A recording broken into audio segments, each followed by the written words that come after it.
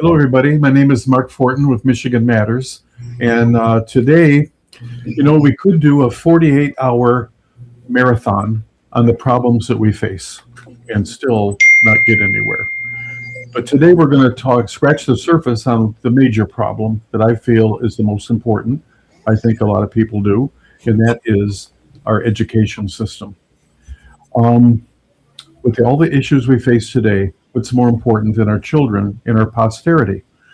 The founders of this republic, uh, the founders always spoke about posterity. They brought it up over and over again, and their concern was for future generations. And it seems like today we don't have that same level of desire or concern about the future of our children as we sit right on the edge of possible socialism or worse. And education is key. So, since Carter started the Department of Education in the 1970s, American education has been going down further and further into the toilet. It's really bad. Michigan, I believe, is number 44 in the state for education. So, I got a special guest here today, Beth Litkouhi, and she is a school board member. And I'd like to introduce you to her. And Carol we're going to have a discussion about all this. So, hello, Carol. Welcome to our little podcast here. Well, thank you so much for having me. I'm glad to have this conversation with you. Me too. I'm glad you're here. So anyway, you are a school board member. Where at? Yes, I serve on the board for Rochester Community Schools. Okay, so that's a neighbor of ours. Anyway, I've heard a lot about you. I've heard a lot that you're very active, very conservative, very much for the children, but you're running into issues there. Can you kind of tell us what's been going on? There has been a lot of stuff going on. I was elected in 2022, and quite honestly, I never even would have imagined that I would have run for the board in the first place.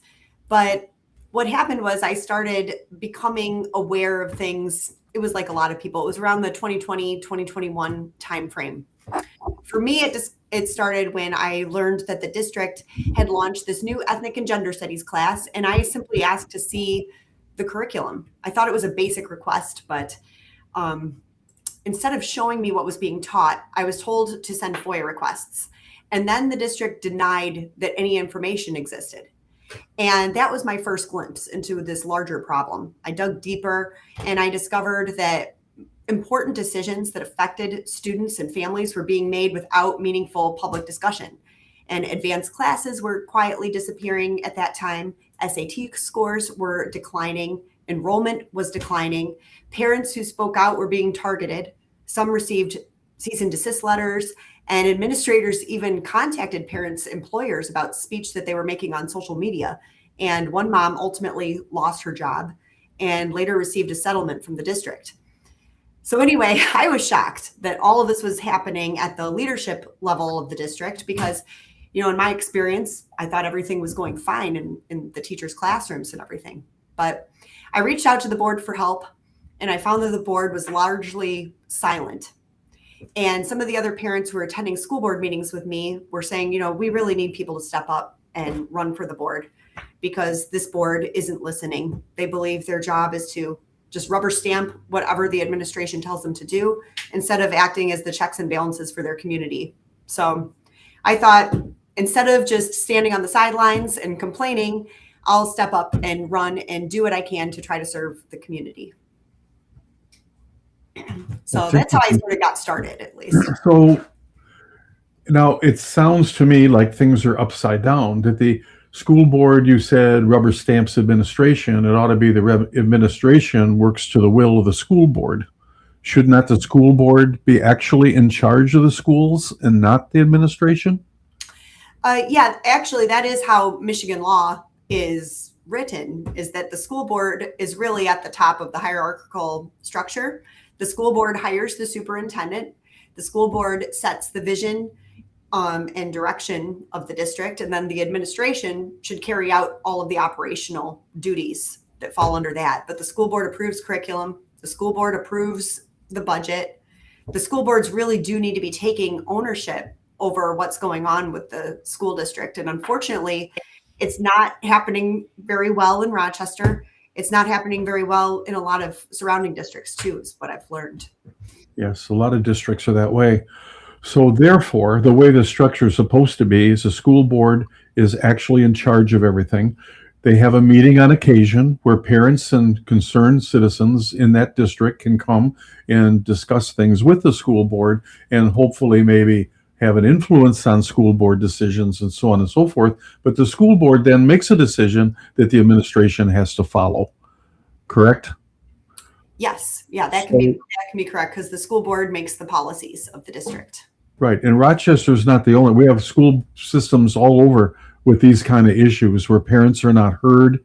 And then not only that, but the issues are not even educational issues. There's all this stuff about boys going into girls' bathrooms. And I understand that was an issue there too. Yeah, unfortunately, there can be some mission creep, I think, that happens with some of these school districts.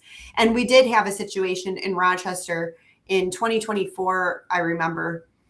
We had a group of 8th grade girls come to a board meeting to speak out, and they were quite passionate about this. There was a biological boy who had been going into their bathrooms, and they felt really uncomfortable. And they asked the school board for help, and so did their parents. And they were essentially asking for the school board to write a policy. And that's something that the school board could have done. It was something that I had been proposing, but unfortunately the board wasn't listening. So the school board has the authority to correct that problem. And that is a real problem. The problem is that the young man should have been educated that he has his own bathroom to go to. That should have been not a non-issue. I mean, it should have been stopped right there at that school.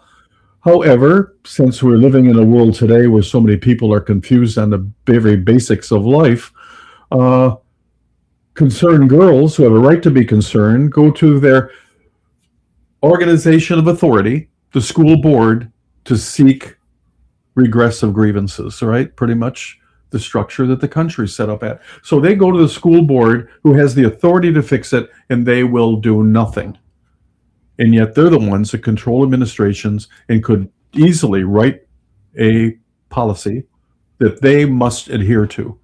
So many of these problems, we have to somehow get more people to understand that running for school board is critical, because you can be instrumental in correcting the topsy-turvy world that our Michigan school systems, many of them, are living under. Wouldn't you agree? Yeah, we need to find more people who are willing to actually listen to these problems and then take some ownership of them. If something should be a district-wide issue, like a district-wide policy, like for example, in that particular circumstance, my position on that was that biological boys should use the biological boys' bathrooms. Biological girls should use the girls' bathrooms. If there's a student who for some reason does not feel comfortable using the bathroom that is assigned to their biological sex, then perhaps those students could use one of our gender neutral staff bathrooms or something to that effect, so that they've got a separate stall and it protects them without infringing on anybody else's rights. Because girls have a right to privacy in their bathrooms, boys have a right to privacy in their bathrooms. So if we had had a board that could have agreed on something like that and written it down, not only does it protect those students, but it also protects the staff, because in a lot of cases, our district will put district-wide decisions onto the building principals. And each school is run a little bit differently, and it's up to the discretion of the principal. But the problem with that is that, you can't always make everybody happy. And if people are unhappy with a particular decision, it really falls all on the principal, when it ought to have been a board decision. The board should have taken that accountability and that ownership for that. See, my view is I'm quite a conservative guy and everything. My view is that these are issues because people have agendas. It's not about the little boy. Why is he confused? Has he got confused parents? Does he have confused what? But it's confusion that ought not to exist. But he is, for whatever reason. And what your solution is quite reasonable in those rare cases where somebody literally don't even know what they are. they have other alternatives to go to other restrooms as opposed to the gender specific ones.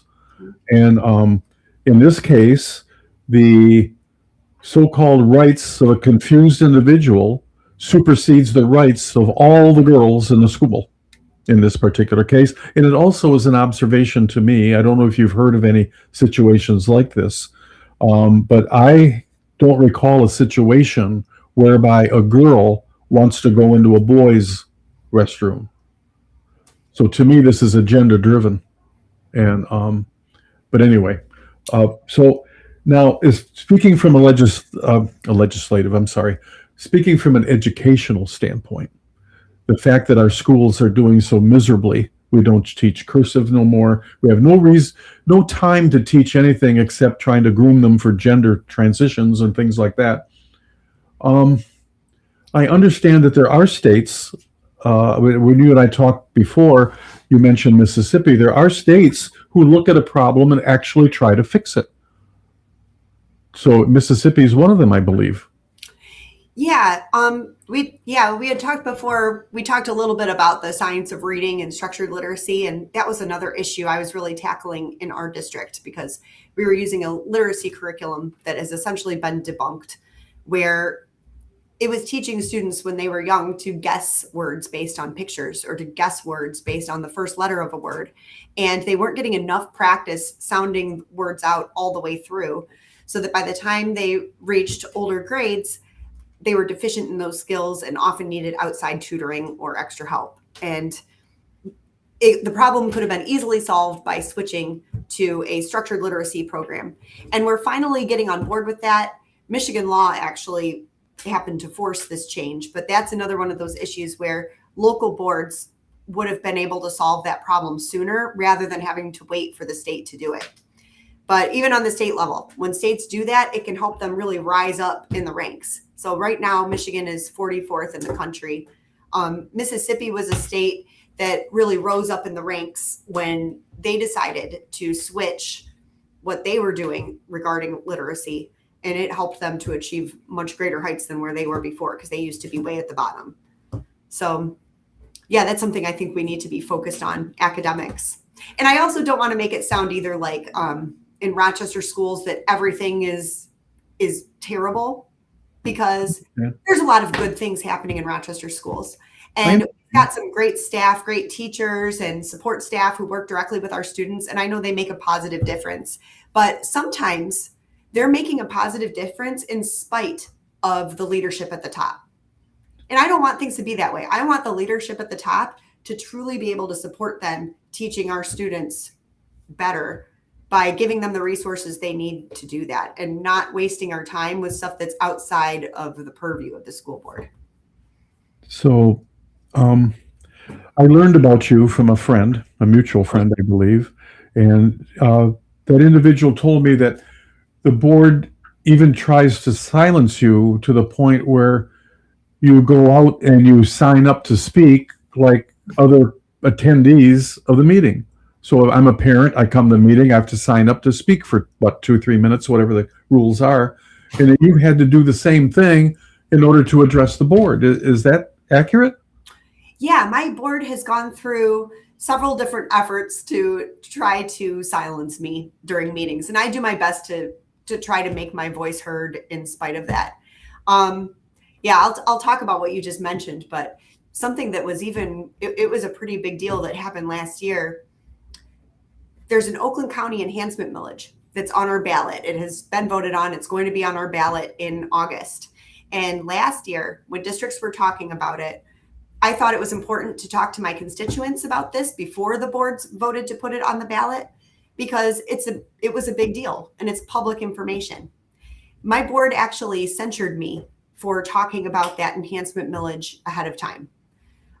They did it because they thought I should have gotten permission from the administration before talking to my constituents about this public information. And they based it on a bylaw that they had rewritten that essentially calls for that. But it's unconstitutional. You shouldn't be censuring a trustee for sharing public information with the public. And after they did that, they did a number of other things as well. They made it harder for trustees to get public information from the district. We used to just be able to request it. Now they're saying, oh, you need a majority of the board to agree with you before you're allowed to see district information. They also took off certain components from our agenda. Like they took off approval of the agenda, which is a standard board practice, because they didn't like that every so often I would propose that we talk about something. Now they could always vote me down, but that wasn't good enough. They decided to just remove that from the agenda altogether. They And didn't then want it discussed. They didn't even want it discussed, right? Right. They didn't want it to even be discussed at all. So the board that is supposed to be the deciding factor in a district tried to keep you from speaking without the authorization of their employees, which is the administration. Yeah.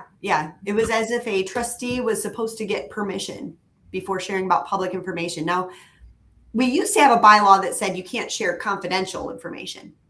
That makes sense to me. There are certain things, information that's sensitive that has to deal with students or attorney-client privileged information. Of course, we shouldn't share that. That bylaw made sense. But they changed it to say that you can't share any information up to including confidential information. And then they interpreted it to mean that even public information shouldn't be shared unless you get permission. And there's all kinds of problems with that. So now the board also, excuse me, I'm sorry. The board also actually has to approve the curriculum in a school district. Is that true? That's true, Yep. isn't it? Yeah, curriculum gets brought to the board and we vote whether to approve it or not. And again, there's another incident recently. We approved some social studies curriculum. And ahead of that vote, I looked through the scope and sequence because I did have access to that. I saw a couple lessons that I had questions about. And I asked the administration if I could view those lessons before voting to approve the curriculum. My board president chastised me for asking that question and told me that I was trying to step outside my lane and I shouldn't be allowed to view the lessons. So I ended up abstaining from that vote because I was not able to view the curriculum that we were being asked to approve. If anybody's out of their lane, it's the current school boards and the administrations. And to me, the only way to fix this thing is for good citizens to run for school board with the understanding that they are in control and have to take control back to the school board, but then also have a responsible school board like you, who you're the representative of the people, and you went to the people about a millage and got chastised for it. And to me, that was your job to do that. The whole board should have done that. Right. We have to understand what our roles are. Yes, and I think there's a lot of confusion about that. I think my colleagues and I have a very different idea of what you're supposed to do as a board member. Yes. So I think somehow, and hopefully this video will help, and we have to do updates about education. And I know our producer, Sheila, is on a board of education, on a school board, and she's a great school board member too. So we have to start doing what we can to encourage people, quit complaining, start doing, run for school board, get elected. It's difficult because the school teacher union, I understand, they usually fight against any parents or anybody that wants to get involved. I don't know how true that is, but I heard that they're pretty powerful and that they kind of run people that they want to win, and which is a conflict of interest and should not be involved in my opinion.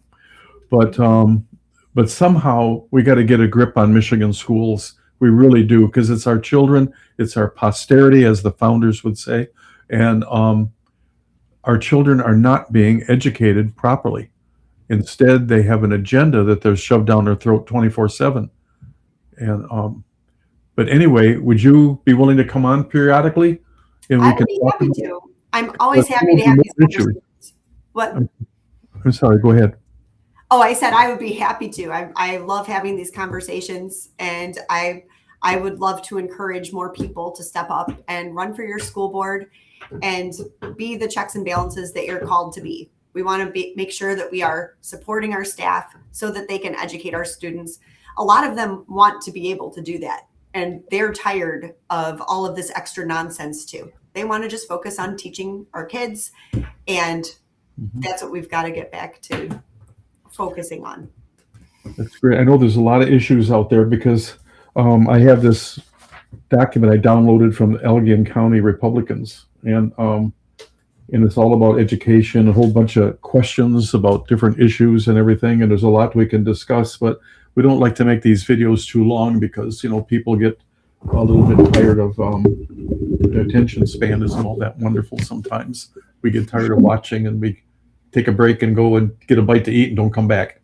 But anyway. Hey, Mark, can I interject for just 1 minute? Absolutely. This is Sheila, by the way. So, hi, Carol, Beth. Hi, Sheila.